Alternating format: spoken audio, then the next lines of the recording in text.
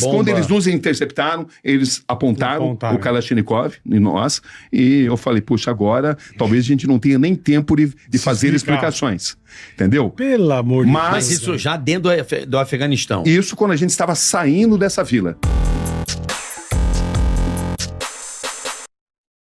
Perguntar pra você, Cabrini, se eu falar agora, qual o dia que você fala assim, eu vi a cara da morte e ela estava viva? Eu me borrei. Como diria Cazu. Olha, isso já aconteceu algumas vezes. Aquela que te marca agora, vem pá. Olha, a que me marca agora quando eu estive no Afeganistão 3 vezes. Tá. A primeira, quando o Talibã tomou o poder, em 1995. Depois, quando os americanos invadiram e tomaram o poder, eu estive lá também. E agora, quando o Talibã retomou o poder, depois de 20 anos. Quando o Talibã tomou o poder, em 96, para ser mais exato, eu estava em uma vila que estava sendo totalmente dizimada pelas forças do Talibã, justamente porque era uma vila que tinha dado comida para as tropas persas que eram inimigos do Talibã. E nós filmamos tudo. Violações evidentes de direitos humanos. Um material fundamental para um jornalismo atuante. E quando a gente estava saindo, a gente foi interceptado pelas tropas do Talibã. Aí eles botaram o Kalashnikov diante de nós, o nosso cinegrafista ficou com muito receio, mas eu me salvei porque eu sabia falar algumas palavras em pashtun, que é o idioma deles. Eu falei como Rabaranasta, Sarrafi brasiliano, evidentemente o carioca aprendi pode comendo do Manara isso aí outro dia. Algumas palavras em pashtun com algumas palavras em árabe, né? O que eles usam ali, até porque o islamismo usa muito o idioma árabe, né? Na sua concepção. Então, o que eu procurei dizer... hora que você conseguiu segurar a onda... Eu procurei demonstrar, Bola, que eu era um jornalista brasileiro, não era um jornalista americano, estava lá também para respeitar o lado deles da história. Entendi. Claro que o meu vocabulário em pashtun não é muito grande, mas eu consegui pelo menos fazer com que eles trouxessem um comandante talibã que falava inglês bem, com quem eu pude conversar bem. E aí eu procurei demonstrar que a gente tinha se perdido, mas que a gente se preocupava muito em mostrar o lado deles da história. Porque o Talibã, como tantas facções islâmicas, eles têm sempre a concepção de que você tem preconceito com relação àquilo que eles pensam. E um dos preceitos básicos da nossa profissão é mostrar a diversidade. Eu sempre digo que quando nós estamos fazendo jornalismo, o jornalismo não se trata de um ato de convencimento. Eu não estou fazendo uma matéria para fazer com que as pessoas pensem como eu penso. Eu estou fazendo uma matéria para que as pessoas, munidas de boas informações, possam tomar decisões melhores. Foi o que eu procurei demonstrar naquele instante, que eu estava ali para mostrar, inclusive, o lado do Talibã. O que o Talibã pensava e que eu não tinha qualquer tipo de preconceito. O detalhe, eu quero saber o detalhe, Cabrini, ali. O momento, o que foi? O cara apontou, alguém apontou uma arma? Então, quando eles nos interceptaram, eles apontaram o Kalashnikov em nós, e eu falei, puxa, agora talvez a gente não tenha nem tempo de fazer explicações.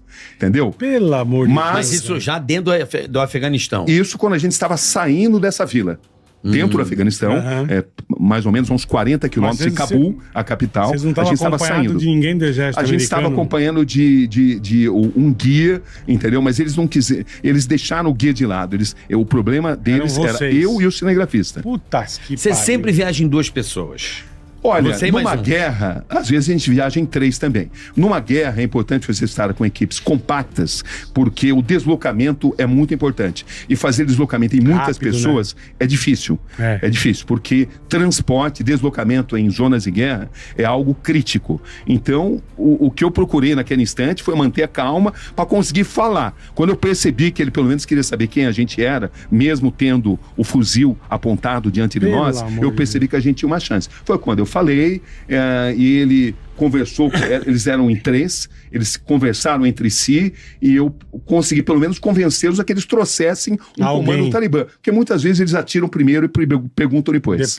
Entendeu? E naquele momento, quando eles trouxeram o comando do Talibã, eles ainda estavam muito agressivos, mas à medida em que eu pude dar as nossas explicações, entendeu? Minha e do nosso cinegrafista, eles, de uma postura muito agressiva, eles nos ofereceram comida, que era pão tomate e muita areia. Muita areia. Nunca vi Não, era delícia sem farofa. tomate Que com delícia. areia. Tão delicioso. Farofa. Comi tudo sem reclamar. Farofinha árabe. Farofinha árabe. Farofinha árabe. cagou. Aliás, a gente fala árabe, na verdade, o Talibã não é árabe, né?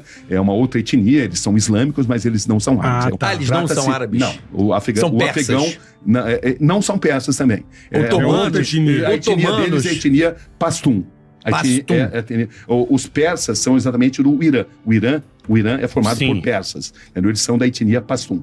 E nessa não são vez árabes. ficou... O que eles têm de ligação com o árabe é que o islamismo, evidentemente, nasceu no meio árabe. E eles, evidentemente, professam a região islâmica. Então, tem uma influência árabe muito importante. E nessa vez você ficou quantos dias lá, Cabrini? Nessa vez eu fiquei 40 dias lá. Caraca! 40 dias. 40 dias. É a média que eu sempre procuro ficar. E você vai andando no meio das vilas, como é que você faz com comida, com banheiro, com hotel? Como é que você faz, irmão? A gente faz um planejamento do momento que você sai, a gente muitas vezes leva suprimentos, entendeu? Outras vezes não, depende do que a gente vai fazer. Quando você cobre uma guerra, por exemplo, a guerra na Ucrânia, você tinha que se planejar para sair logo na primeira luz do dia, porque os ataques aconteciam de madrugada em Kiev. Tá. Aliás, a chegada a Kiev é algo dramático, né? Porque você chega em Kiev, naquele momento, era o momento em que as tropas russas estavam a apenas 40 quilômetros do centro de Kiev. Era um momento muito importante. Eles estavam muito perto de tomar Kiev. Que seria um movimento absolutamente dominante, né? Porque era a capital. Trata-se da capital da Ucrânia. E eu estava lá justamente quando o jornalista do New York Times, o Brennan, ele foi assassinado. Mas você sabe como ele foi assassinado? Eu sei, exatamente porque ele estava documentando a chegada das forças russas e ele foi assassinado, foi alvejado. A gente estava a mais ou menos uns 2 quilômetros de onde ele estava. Caramba! Em Irpin.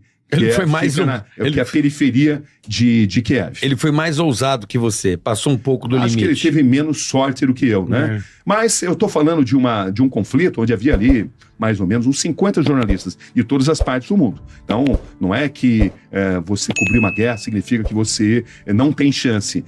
Trata-se de uma minoria que morre, mas muitos jornalistas morrem. A hora que acontece um negócio desse, você não fala, puta, o que eu tô fazendo aqui, velho? Que o cara morreu agora, pô, eu vou embora, bicho. Olha, você sabe que eu sou tão determinado na minha função, que eu sei que eu estou ali para cumprir uma missão e eu nunca pensei nisso. Tá.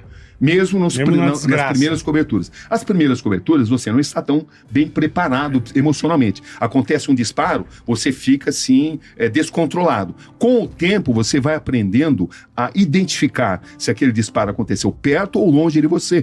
E se você, às vezes, está comendo um sanduíche, você identificou que é longe, você continua comendo aquele sanduíche. Porque você não tem o direito de mostrar que você está apavorado. É um negócio muito punk, não profissionalismo. Porque eu gosto de atirar, não tenho arma, mas você vai num stand de tiro, você atira, você sai, sabe, meio nervoso. Mas você vai se adaptando à situação. O ser humano tudo bem, mas você tá no meio da guerra, capacidade de adaptação. Eu sei, você não tem controle de nada. Não, o que é mais difícil não é nem isso. O difícil é quando você vê médico emocional. Isso, por vezes, faz você fazer essa pergunta que você acaba de propor aí. O que eu estou fazendo aqui? Mas aí a resposta para o que eu estou fazendo aqui, entendi. Eu estou aqui para documentar isso, para mostrar as atrocidades que acontecem. Porque eu estou lá de passagem, 40 dias, 2 meses, mas eu vou voltar para casa. Aquelas pessoas convivem diariamente com esse tipo de situação. E numa guerra, a primeira vítima, como dizia Hiram Johnson, é a verdade, e em segundo lugar, a população civil. São pessoas que não são inocentes, não deveriam passar por isso e passam por isso. E é nossa missão denunciar, porque o jornalismo, ele só vale a pena quando ele combate a injustiça. Jornalismo que não combate injustiça é um jornalismo irrelevante. É sempre isso que eu pus na minha cabeça. Entendi. Por pior que seja a situação que eu enfrente, sempre tem aqueles que enfrentam isso diariamente. Então eu não tenho nem direito de ter medo, porque aquelas pessoas convivem com isso. E elas dependem que a gente mostre a realidade para a comunidade internacional se sensibilizar e fazer alguma coisa. Eu costumo dizer, né, que os combatentes usam as armas muitas vezes de destruição em massa. A minha arma é a câmera e o meu cérebro. Outra coisa que eu queria entender, tipo, desculpa, cara. Imagina. Começou a guerra da Ucrânia, vai, exemplo. Pau torando. Pau torando. A tua emissora fala pra você ou você fala, gente, eu quero e você escolhe, ou a emissora já te manda direto?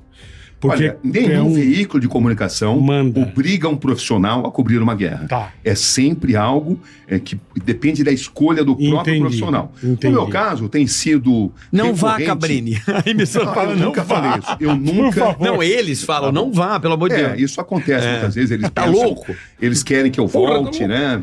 Antes. Não, quando eu estou lá no meio, muitas vezes eles falam, volte, porque você está em risco. Mas eu falo, puxa, tem aqui 50, 60 profissionais com o mesmo risco que eu. E eu acho que nós somos a única esperança de que a humanidade possa se sensibilizar com injustiça. Então, eu acho que é uma missão que a gente está ali cumprindo e a gente tem, sim, que cumprir essa missão dentro de parâmetros. Eu nunca tomo decisões irracionais. Eu procuro sempre analisar se é possível, se não é possível. Muitas vezes eu recuo. Não, isso aqui é Vamos até aqui, parou, entendeu? Porque eu nunca estou sozinho, estou sempre com um profissional comigo, né? Sim, o cinegrafista, câmera, no lógico. mínimo o cinegrafista. Mas esse cara que tá com você é o de sempre ou isso aí é uma coisa que gira? Porque tem que ter o mesmo instinto que o teu, né, cara? Olha, eu já ia deixar a câmera ali e falar, Cabrini, não. Olha, eu trabalho atualmente com um cinegrafista que é um gênio da profissão, chamado Daniel Vicente. Vicente. E a gente sempre conversa muito bem. Eu sempre faço questão de que o cinegrafista que está ao meu lado saiba exatamente aquilo que a gente está cobrindo. Perfeito. Ele precisa ter o direito, inclusive, de dizer, eu não quero ir. Entendeu? Ele não pode ser obrigado. O cinegrafista Se ele falar isso, ele não vai. Se ele falar isso, ele não vai. Ele não precisa ir. Ele tem essa escolha. Entendi. Como eu, muitas vezes, não vou porque acho que não vale a pena.